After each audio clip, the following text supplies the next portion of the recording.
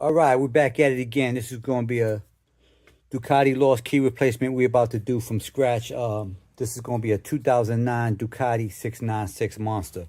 Basically, what we're going to do is we're going to take a couple key blanks.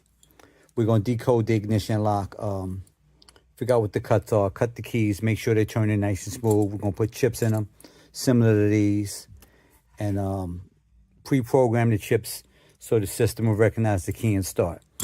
So as you see, the customer sent the dashboard, they send the ignition lock, and that's it. I'll come back in a little bit with everything done.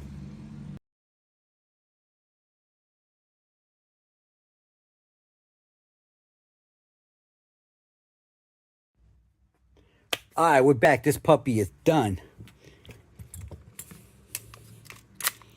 Here you go. Key one. Wait, this key number two. All right, on, off. Lock the steering bolt. Park. Unlock steering on. So those of you that follow me, y'all know why I put these numbers on the keys. That's basically checking balances for me. When I'm programming the chips, you know, I'll say this is going to be key number one, this is going to be key number two, and then I know what the data is on each chip when I'm programming them to the system. But that's about it. Oh yeah, let me address this.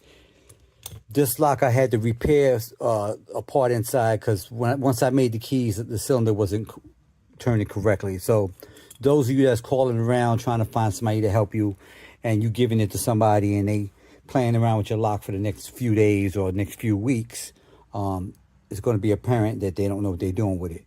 Now, if they start sticking little tools inside the lock, in this particular case, the wafer was bent up. I had to fix that in order to make it work nice and smooth like you see right now. So just keep in mind, if someone's cheaper, doesn't mean they better. You might want to ask that very important question. How many of these things you do, you know, what you plan on doing, stuff like that. If they start asking you things like what your key look like and, you know, what's the shape of it, and how, whatever they asking questions like they don't know what they're doing, then obviously don't let that person touch your stuff.